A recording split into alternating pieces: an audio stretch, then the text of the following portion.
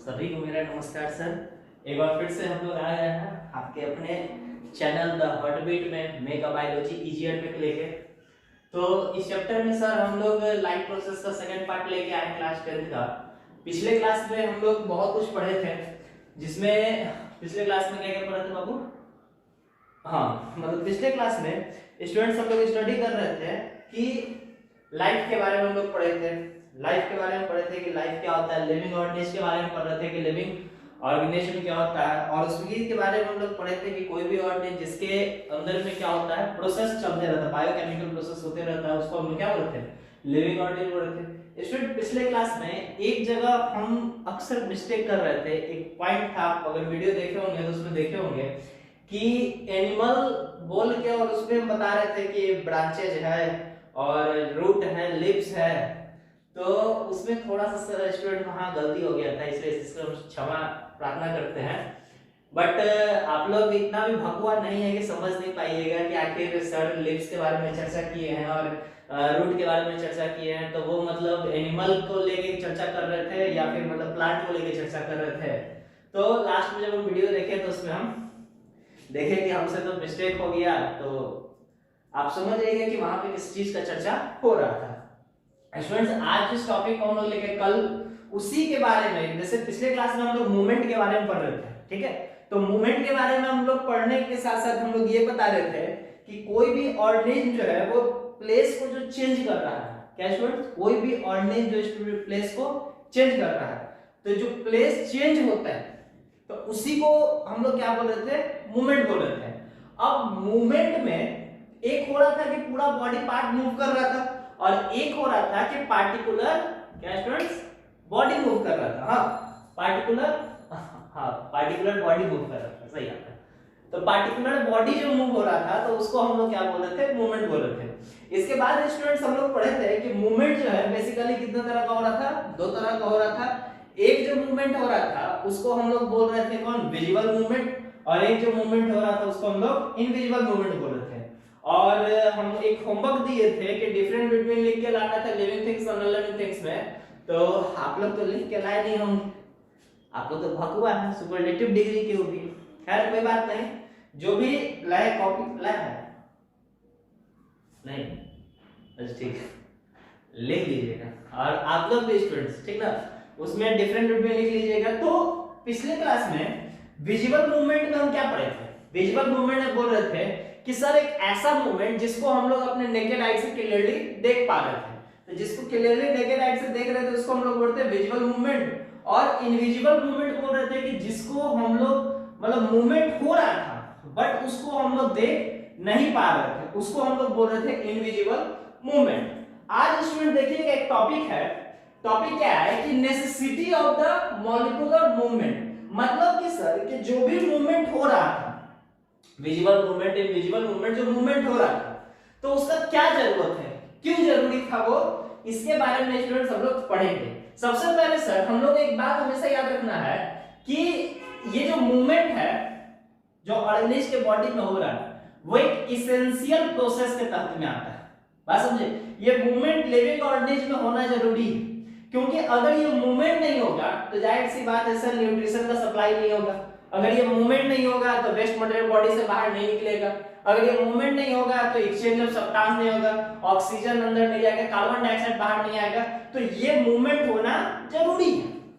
तो इसी में देखिएगा क्या कहता है कि necessity of the molecular movement में कहते हैं कि they are the essential for the expression of the life and survive of the living beings, survival of the living beings, ठीक है। ये मूवमेंट जो है वो क्या है, एसेंशियल है, जीवन को सरवाइव करने के लिए, जीवन जीने के लिए हम लोगों को ये मूवमेंट होना जरूरी है। क्यों जरूरी है सर, क्योंकि सर कि मूवमेंट के द्वारा सप्लाई ऑफ न्यूट्रिएंट हो रहा है, एनर्जी हो रहा है, और कहां हो रहा है, एक पार्ट से दूसरे बॉडी पार्ट में। बस समझ स्टूडेंट, ये जो न्यूट्रिशन का सप्लाई हो रहा है, ये एनर्जी का सप्लाई हो रहा है, ये बॉडी के एक पार्ट से निकल के कहां जा रहा है, दूसरे पार्ट में जा रहा है। दूसरा जो इसमें हो रहा है सर उसको हम लोग बोलते हैं रिमूवल हो रहा है ना। तो भाग हुआ है तो बताइए नहीं किया कि वीडियो रुक गया, वीडियो कट गया फिर से।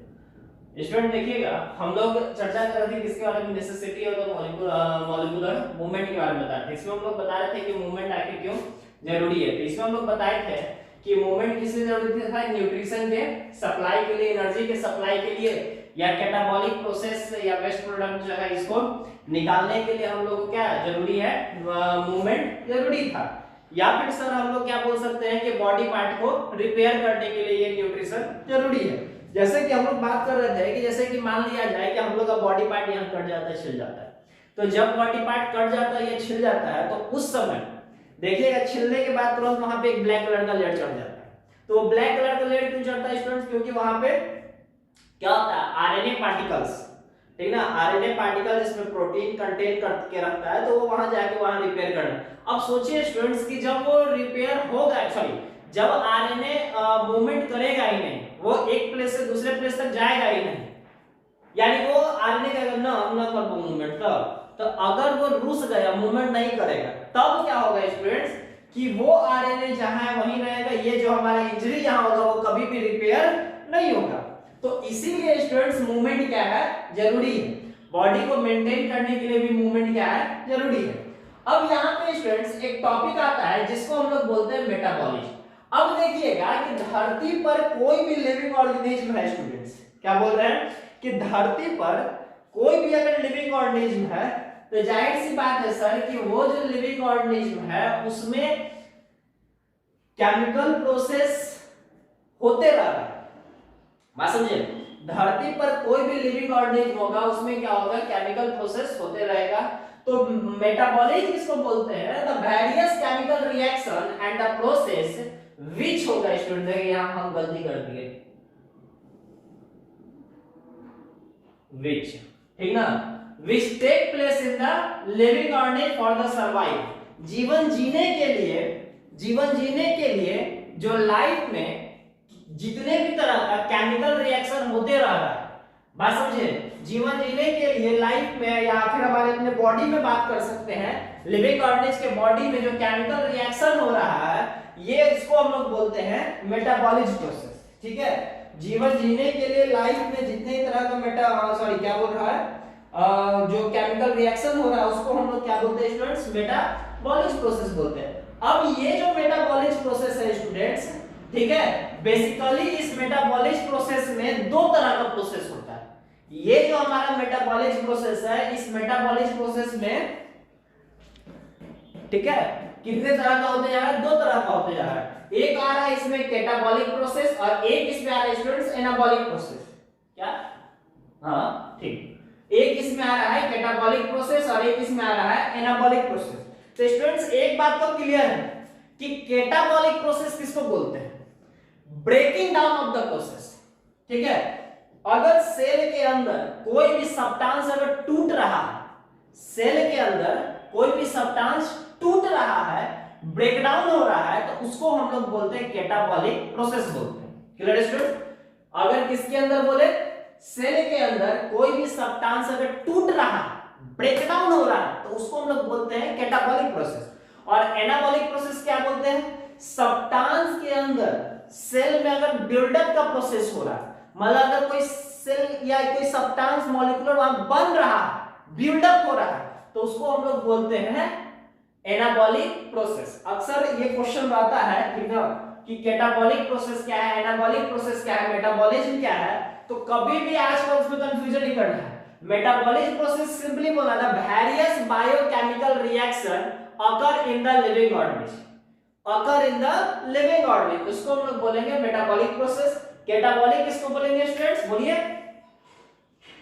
हाँ ठीक है, यानी क्या बोल रहे हैं, कैटाबॉलिक किसको बोलेंगे कि द सब्सटेंस या the breaking down of the substance inside the cell, that is called catabolic. और एनाबॉलिक किसको बोलेंगे, the building of the process is called inside the cell is known as anabolic process, ठीक है।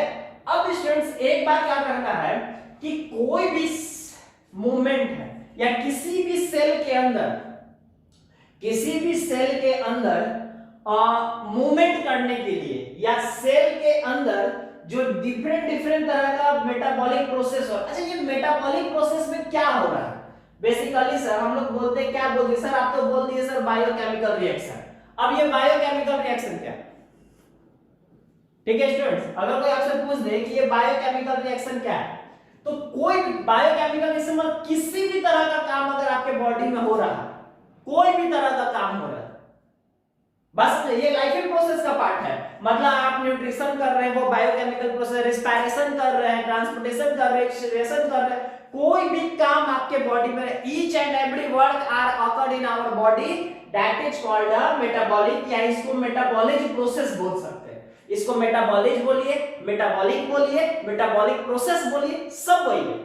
Clear है? अब sir कोई भी process होगा तो हमारे बॉडी को क्या चाहिए? एनर्जी चाहिए। क्या चाहिए सर? रिक्वायर्ड एनर्जी चाहिए।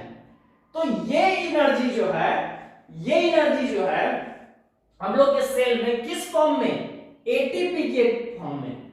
किस फॉर्म में? एटीपी के फॉर्म में आता है। ये जो एनर्जी मिलता है वो किस रूप में मिलता है? एटीपी के फॉर्म में। और एटीपी मतलब क्या है? एड्रेनोसाइन ट्राइफॉस्फेट। बस समझ रहे? एड्रेनोसाइन ट्राइफॉस्फेट, इस रूप में हमारे सेल को एनर्जी मिलता है। एक्चुअली इसको रेडीमेड एनर्जी भी हम लोग बोल सकते हैं। कौन सी एनर्जी बोलते हैं? Readymade energy. ठीक है स्टूडेंट्स? अब देखिएगा इसके आगे, अब यहां से एंट्री मारते हैं हम लोग लाइफ प्रोसेस में। एक्चुअली इससे पहले भी जो भी पार्ट हम लोग पढ़ रखे हैं, ये सभी पार्ट लाइफ प्रोसेस का भी हिस्सा है। ठीक है स्टूडेंट्स? वो सभी किसका पार्ट है? किसका? लाइफ प्रोसेस का ही पार्ट है। ठीक है? अब देखिएगा स्टूडेंट, लाइफ प्रोसेस में किसको बोल रहे हैं? लाइफ प्रोसेस को एक्चुअली हम लोग शुद्ध भाषा में बोलते हैं जैव प्रक्रम। क्या बोलते हैं? जैव प्रक्रम। ठीक है ना? बिहार बोर्ड में देखिएगा बीएससी में वो लिखा हुआ रहता है जैव प्रक्रम। तो जैव प्रक्रम किसको बोलते हैं? The process in which we maintain our life, the process in which we maintain our life, that is called life. मतलब कि कोई भी प्रोसेस जिसके द्वारा हम अपने बॉडी को मेंटेन कर रहे हैं। क्या कर रहे हैं स्टूडेंट्स? कोई भी प्रोसेस जिसके द्वारा हम अपने बॉडी को मेंटेन कर रहे हैं वो क्या कहलाएगा? हमारा लाइफ प्रोसेस कहलाएगा। ठीक है? The process in which we maintain our life is known as life process. अब उसी में कोई आपसे कह देगा, कोई बिहार बोर्ड वाला पूछ देगा, अच्छा लाइफ प्रोसेस मतलब, तो कई जैव प्रक्रम क्या होता है? तो वैसी क्रियाएं जिसके अंतर्गत अपने शरीर का अनुरक्षण करते हैं। ठीक ना? वे सारी क्रियाएं जिसके तहत अपने शरीर का अनुरक्षण करते हैं उसे हम क्या कहते हैं? जैव प्रक्रम कहते हैं। क्लियर है? अब देखिएगा स्टूडेंट्स, अब एक टर्म है, यहां कुछ रटने वाला पॉइंट है। रटने वाला पॉइंट क्या है? एक है सर, ठीक ना, फिजियोलॉजी। अब कोई आपसे पूछेगा फिजियोलॉजी क्या है सर? तो सिंपल बोलना है कि the study of life process, body and its functioning, the study of life process, body and its functioning is called physiology होगा। ठीक है? मतलब कि the branch of biology in which we study about the life process, activity and the body function. ठीक ना? इसी को हम लोग क्या बोलते हैं? फिजियोलॉजी। याद रखने वाला बात है, ये रटने वाला बहुत इंपॉर्टेंट पॉइंट है। एक्चुअली एग्जाम में कहीं पूछेगा नहीं, टेंशन नहीं लेना है, लेकिन हम लोग को ध्यान में रखना है। अब सर जिस लाइफ प्रोसेस का हम लोग चर्चा कर रहे थे, आखिर क्या इंपॉर्टेंस है लाइफ प्रोसेस का? क्या इंपॉर्टेंस है लाइफ प्रोसेस का? The importance of life process sir, कि हम क्या बोले लाइफ प्रोसेस के बारे में? सिंपल एक ही बात बोले कि कोई भी प्रोसेस, वे सारी प्रोसेस, कोई भी प्रक्रिया जिसके तहत हम अपने बॉडी को मेंटेन कर रहे हैं। अब किस किस रूप में सर? तो maintain the protoplasmic structure. Sir ये क्या बोल दिए? ना टफ वर्ड इस्तेमाल करके प्रोटोप्लाज्मिक स्ट्रक्चर। क्या है ये प्रोटोप्लाज्मिक स्ट्रक्चर? तो आए सर, ये प्रोटोप्लाज्मिक का चर्चा तो हम लोग 9th क्लास में किए रहे हैं। प्रोटोप्लाज्म पढ़े थे 9th में? तो हाँ सर, क्या पढ़े थे प्रोटोप्लाज्म के बारे में स्टूडेंट्स? कि सर ये कोई भी लिविंग सेल जो होता ना है वो प्रोटोप्लाज्म का बना हो। पढ़े थे प्रोटिंजे साहब जो सिद्धांत दिए थे, तो प्रोटोप्लाज्म का बना हुआ है। तो वो जो प्रोटोप्लाज्म है सर, यानी सेल के बारे में कर रहे हैं चर्चा। बात समझे? पता नहीं क्या हो जा रहा है, बार-बार वीडियो नहीं कट जा रहा। देखिएगा, तो हम लोग क्या बोल रहे थे कि प्रोटोप्लाज्मिक स्ट्रक्चर जो हम लोग चर्चा कर रहे थे कि ये प्रोटोप्लाज्मिक स्ट्रक्चर क्या है सर?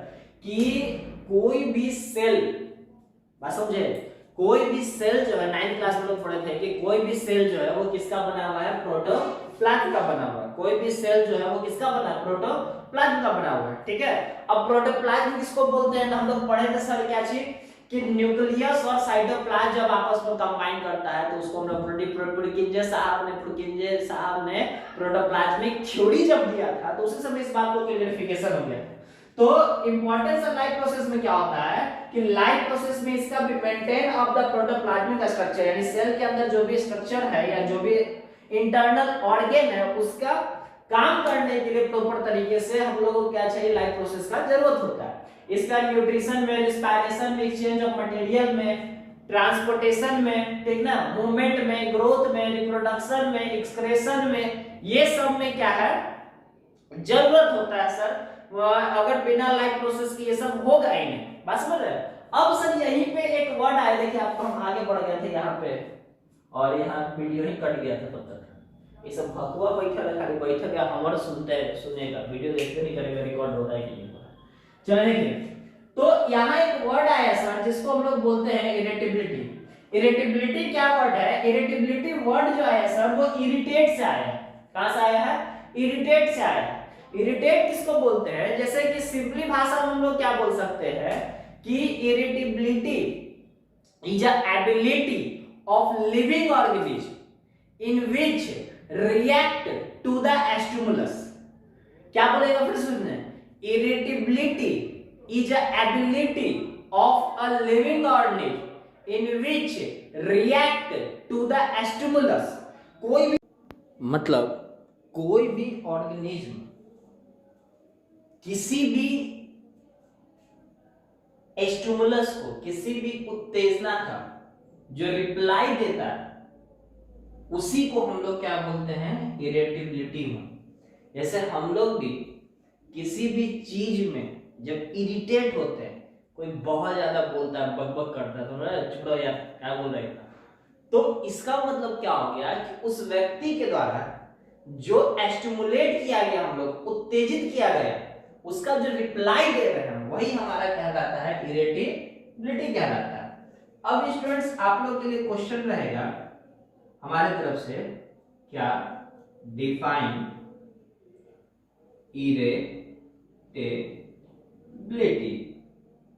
इरिटेबिलिटी को डिफाइन करना होगा, ठीक ना। अब देखिएगा स्टूडेंट्स कि ये तो सारा बात रहा सर लाइफ प्रोसेस के बारे में कि लाइफ प्रोसेस क्या है, कैसे है, कैसे चल रहा है, उसके बारे में रहा। अब देखिएगा स्टूडेंट्स, अब लाइफ प्रोसेस हम लोग समझ गए, इंपॉर्टेंस ऑफ लाइफ प्रोसेस समझ गए। अब इसके इसेंशियल पार्ट को समझते हैं। कहां है मास्टर? अब इसके इसेंशियल पार्ट को समझते हैं। जैसे कि सर देखिएगा,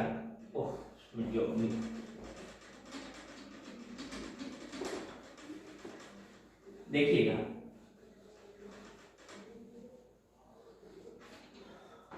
क्लास 10 था ना, क्लास 10 था, चलिए कोई बात नहीं।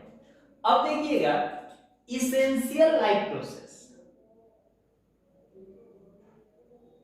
Essential life process. अब ऐसा नहीं है कि मिटा दिए तो भूल जाइएगा, भूल जाइएगा, हाँ क्या हो, भूल जाइएगा नहीं था, ठीक। देखिए इसेंशियल लाइफ प्रोसेस, यहाँ इस टॉपिक का नाम इसेंशियल लाइफ प्रोसेस आखिर क्यों रखे हैं? क्योंकि सर लाइफ प्रोसेस के तहत में बहुत सा प्रोसेस आता है। लाइफ प्रोसेस के अंतर्गत बहुत सारा प्रोसेस आता है, जैसे कि मान लिया जाए कि न्यूट्रिशन आता है, ये भी लाइफ प्रोसेस का पार्ट है। जैसे कि मान लिया जाए रिस्पायरेशन आता है, ये भी लाइफ प्रोसेस का पार्ट है। जैसे कि सर ट्रांसपोर्टेशन आता है, जैसे कि सर हमारा एक्सक्रेशन आता है, जैसे कि सर हमारा कंट्रोल कोऑर्डिनेशन आता है, जैसे कि सर हमारा रिप्रोडक्शन आता है, जैसे कि सर हम लोग का ग्रोथ होता है। ये सब क्या है? लाइफ प्रोसेस है। लाइफ प्रोसेस के बारे में हम लोग तो यही जाने कि the process in which we maintain our life that is called life process. But sir ये सभी लाइफ प्रोसेस है, बट इसी सब लाइफ प्रोसेस में कोई लाइफ प्रोसेस ऐसा होगा वो बहुत ज्यादा इसेंशियल है, मतलब कि उसके बिना हम कल्पना तक नहीं कर सकते कि अगर वो प्रोसेस नहीं होगा तो इट में भी हम लोग जिंदा नहीं रहेंगे, उसके बिना हमारा लाइफ मेंटेन ही नहीं हो सकता। बस समझे? तो वो कौन सा है? थोड़ा इमेजिनेशन कीजिए सर कि आपको हम सारा लाइफ प्रोसेस देते हैं बट हम न्यूट्रिशन नहीं देंगे आपको, ना हम नहीं देंगे न्यूट्रिशन। सोचिए अगर आपको सारा लाइफ प्रोसेस देते हैं और अगर न्यूट्रिशन नहीं देते हैं तो क्या हमारा बॉडी सरवाइव कर पाएगा? नहीं। उसी तरह से सर न्यूट्रिशन नहीं रहेगा, खाने नहीं खाएंगे तो आप लोग जिंदा कहां से रहेंगे? नहीं। अब देखिएगा मान लिया जाए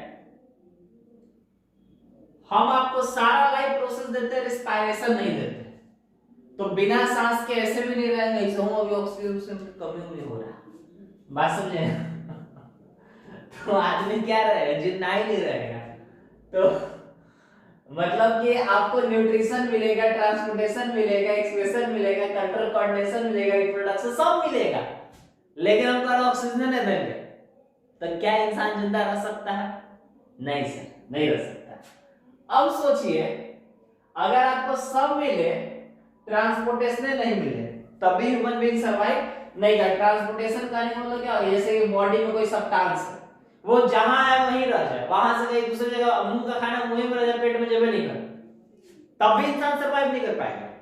और सर अगर सिर्फ खाते रहे और वेस्ट मटेरियल को बॉडी से बाहर नहीं निकाले तब भी क्या हो जाएगा? तरह तरह का बीमारी का शिकार होंगे और हम लोग क्या हो जाएंगे? मृत्यु को प्राप्त हो जाएंगे। बट सर इसके अलावा ये चार को अगर हम छोड़ देते हैं, इसके अलावा सोचिए कि अगर एक लाइफ प्रोसेस कंट्रोल कर जरूरी है बट बहुत ज्यादा जरूरी नहीं है। अब जैसे कि सोचिए कोई आदमी पागल है, तो क्या अगर कोई आदमी पागल है तो वो जिंदा नहीं है? जिंदा है। पागल है इसका उसके बाद भी वो क्या है? जिंदा है। तो वो सर हमारा क्या आ जाएगा? ये इसेंशियल लाइफ प्रोसेस में नहीं आता, ठीक ना? अब मान लिया जाए कोई आदमी शादी ब्याह नहीं किया, रिप्रोडक्शन नहीं किया, सन्यासी रह गया, तो क्या वो सरवाइव नहीं कर रहा? अर्थ पे सरवाइव कर रहा। किसी का ग्रोथ नहीं हो, बेचारा 2 फीट पैदा हुआ तो 2 फीट के 1 फीट के 1 फीट के 1 फीट पर जिंदगी रह गई, तो क्या वो जिंदा नहीं है? जिंदा है, सरवाइव कर रहा है। तो ये सब लाइफ प्रोसेस है बट इसेंशियल लाइफ प्रोसेस नहीं है। तो हमारा इसेंशियल लाइफ प्रोसेस में कितना है सर? 4 इसेंशियल लाइफ प्रोसेस है, याद रखना हम लोग को, जिसमें पहला कौन है सर? हमारा न्यूट्रिशन है, दूसरा कौन है? रिस्पायरेशन है, तीसरा कौन है? ट्रांसपोर्टेशन, और चौथा कौन है? एक्सक्रीशन है। समझे स्टूडेंट्स? कोई दिक्कत यहां तक नहीं ना? कितना लाइफ प्रोसेस एसेंशियल हो गया? 4 लाइफ प्रोसेस। अच्छा स्टूडेंट पहले वाला सब भूल गए क्या हम लोग? अभी जो भी हम लोग पढ़ रहे थे, नहीं ना? क्या क्या हम लोग पढ़े आज सर? आज हम लोग पढ़े नेसेसिटी ऑफ द मूवमेंट, पढ़े कि जो भी मूवमेंट हो रहा है उसमें क्या नेसेसरी है। तो उसमें क्या हम पढ़े थे कि रिपेयर करने में मदद करता है, एक्सचेंज करने में मदद करता है, बस समझे, डेवलप करने में मदद करता है। इसके बाद हम लोग मेटाबॉलिज्म के बारे में पढ़े, ठीक ना? मेटाबॉलिज्म के बारे में क्या क्या पढ़े बोलिए? हाँ हाँ, बहुत बढ़िया, ठीक है। इसके बाद क्या पढ़े सर? मेटाबॉलिज्म को कितने पार्ट में बांटा गया था? 2 पार्ट में। पहला पार्ट का नाम बताइए, दूसरे पार्ट का एनाबॉलिज्म, ठीक है। अब क्या बोले? कैटाबॉलिज्म क्या बोलते हैं? ब्रेकिंग डाउन ऑफ प्रोसेस, ठीक ना? एनाबॉलिक प्रोसेस इसको बोलते हैं buildup of the process, buildup of the substance inside the cell, उसको हम लोग एनाबॉलिक बोलते हैं। क्लियर था? इसके बाद अब एनाबॉलिक को एनर्जी कहां से मिलता था बता दीजिए?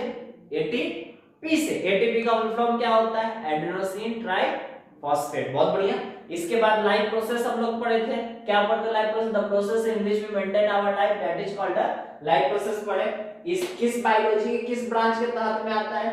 तो फिजियोलॉजी के तहत में आता है। इंपॉर्टेंस ऑफ लाइफ प्रोसेस पढ़ लिए, ठीक है।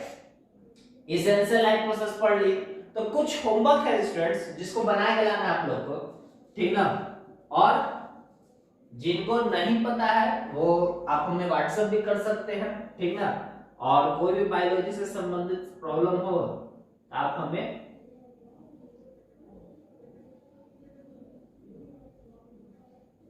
इस नंबर पे व्हाट्सएप कर दीजिए, ठीक है, आपके सभी प्रॉब्लम का सॉल्यूशन हो जाएगा, ठीक है।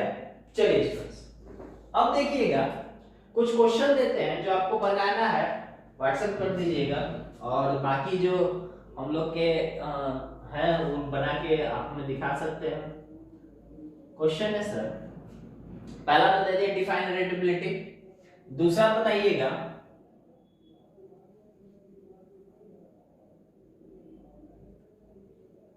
Necessity of movement, right the, ऐसे लिखा, राइट नेसेसिटी ऑफ मूवमेंट, एक क्वेश्चन है। दूसरा क्वेश्चन बनाइएगा डिफाइन न्यूट्रिशन, न्यूट्रिशन, ठीक है, डिफाइन न्यूट्रिशन। और एक ऐसा क्वेश्चन दे रहे थोड़ा सा कि क्या sir right the difference between, right the difference between, different between nutrition, nutrition and food, ठीक है, क्या न्यूट्रिशन और फूड एक ही है या अलग अलग है? अगर एक ही है तो सिर्फ न्यूट्रिशन का डेफिनेशन दे दीजिए, फूड अगर दोनों एक ही है तो दोनों का एक ही डेफिनेशन लीजिएगा। लेकिन अगर आपको लगता है कि दोनों अलग अलग है तो एक तरफ न्यूट्रिशन का कॉलम बनाइएगा, एक तरफ फूड का कॉलम बनाइएगा, बात समझे। अब ये आपके तर्क शक्ति पे डिपेंड करता है कि डिफरेंट बिटवीन लिख रहे हैं दोनों चीज का तो दोनों सेम ही है या अलग अलग है।